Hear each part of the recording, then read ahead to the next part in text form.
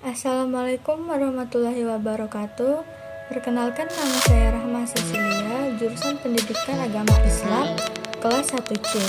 Baiklah, di sini saya akan menjelaskan sedikit mengenai perkembangan pola pikir manusia. Perkembangan alam pikir manusia merupakan suatu proses di mana manusia tidak akan pernah puas dengan pemikiran yang sudah ada, sehingga berkembang ke tahap ilmu. Penalaran adalah suatu proses berpikir yang membuahkan pengetahuan atau proses mental dalam mengembangkan pikiran dari beberapa fakta atau prinsip. Ada dua macam penalaran, yaitu penalaran deduktif dan penalaran induktif. Penalaran deduktif adalah penalaran yang bertolak dari sebuah konklusi atau simpulan yang didapat dari satu atau lebih pernyataan yang lebih umum. Sedangkan penalaran induktif adalah penalaran yang bertolak dari pernyataan-pernyataan khusus dan menghasilkan simpulan yang umum. Mitos adalah pengetahuan yang diperoleh melalui pengalaman dan pemikiran sederhana, serta dikaitkan dengan kepercayaan akan adanya kekuatan gaib. Penalaran belum terbentuk berdasarkan daya khayal, imajinasi, dan intuisi. Cerita mitos disebut juga dengan cerita legenda.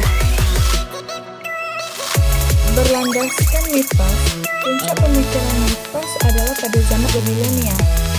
Manusia memiliki kualitas yang tinggi atau mempunyai rasa ingin tahu rahasia alam dengan menggunakan pengamatan dan menggunakan pengalaman, tetapi sering tidak dapat menjawab masalah.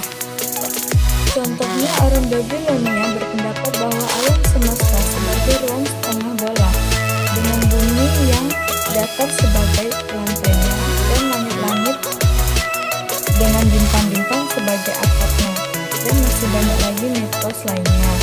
Mitos ini disebabkan antara lain keterbatasan alat indera manusia seperti alat penglihatan, alat pendengaran, alat pencium dan pengecap bau, dan alat perasa. Tokoh-tokoh Yunani yang telah memberikan sumbangan perubahan berpikir sebagai berikut. Yang pertama, Anaximander. Yang kedua, Anaximenes. Yang ketiga, Herakleitos. Yang keempat, Pythagoras. Yang kelima, Demokritus. Yang keenam, Empedokles. Yang ketujuh, Plato. Yang kedelapan, Aristoteles. Yang kesembilan, Ptolemeus. Yang ke-10, Avicenna. Hakikat manusia dan sifat keingintahuannya. Ciptaan Tuhan yang paling sempurna adalah manusia. Apakah hanya manusia yang berhak memanfaatkan alam semesta? Jawabannya tentu tidak. Semua ciptaan Tuhan, baik manusia, hewan, tumbuhan, berhak memanfaatkan apa yang tersedia di alam semesta. Mereka membutuhkan satu sama lain. 1. Sifat unik manusia. Manusia memiliki kelebihan berupa akal, budi, pikiran, dan kemampuan yang kuat. Dengan kelebihan tersebut, manusia dapat menaklukkan hewan dengan berbagai senjata. Manusia dapat membela diri terhadap serangan hewan meskipun tidak memiliki senjata. 2. Rasa ingin tahu atau keingintahuan. Akal, budi menimbulkan rasa ingin tahu yang selalu berkembang. 2. Rasa ingin tahu memerlukan jawaban yang akhirnya menghasilkan pengetahuan. 3. Makin besar rasa ingin tahu, makin banyak ilmu pengetahuan. 4. Memecahkan permasalahan sebagai akibat dari rasa ingin tahu. 5. Setiap orang memiliki rasa ingin tahu terhadap sesuatu objek yang berbeda. B. Perkembangan fisik, sifat, dan pikiran manusia. Yang pertama dapat ditinjau dari dua segi, yaitu berdasarkan waktu dan individu manusia. Yang kedua, berdasarkan waktu, pola pikir manusia berkembang dari zaman purba sampai sekarang. Yang ketiga, berdasarkan individu manusia, pola pikir manusia berkembang dari sejak ia dilahirkan sampai akhir hayatnya. Yang keempat, perkembangan pola pikir manusia juga dapat disebabkan bukan hanya rasa ingin tahu dari dalam diri, tetapi didasarkan keadaan yang mengharuskan manusia menggunakan akal pikirannya. C. Sejarah pengetahuan manusia.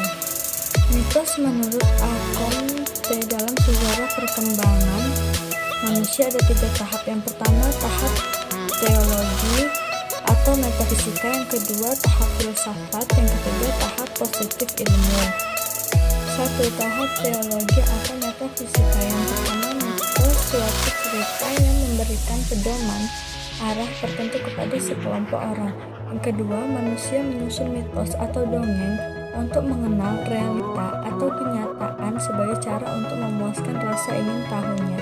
Yang ketiga, manusia belum mampu memandang objek atau realita dengan inderanya. Yang keempat, lewat mitos manusia merasa dapat menanggapi gaya kekuatan alam sebagai ia merasa aman dan dapat menghindarkan diri dari keganasan peristiwa. 2. Tahap filsafat. Manusia mencoba menggunakan rasionya untuk memahami objek secara dangkal. Objek belum dimasuki secara metodologis dan didefinisi. Pengetahuan yang diperoleh seolah-olah datang dengan sendirinya, tanpa dijelaskan secara penemuannya secara sistematis dan analisis. Ciri pola pikir tahap ini: rasio sudah terbentuk, tapi belum ditemukan metode berpikir yang objektif.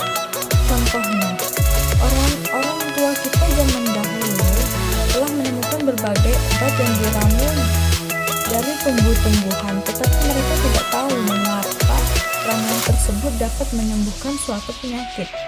3. Tahap positif atau ilmu. Yang pertama, manusia sebagai subjek menempatkan dirinya di luar alam atau objek, sehingga ia tidak perlu melemburkan dirinya dengan alam, dapat memandang alam lebih leluasa. Yang kedua, ciri pola pikir tahap ini, rasio sudah terbentuk, objektif, sistematif, dan kritis. Yang terakhir, muncul penalaran, deduktif, dan induktif. Baiklah, mungkin hanya itu yang dapat saya sampaikan. Lebih dan kurang, saya mohon maaf. Wabillahi taufiq wal hidayah. Wassalamualaikum warahmatullahi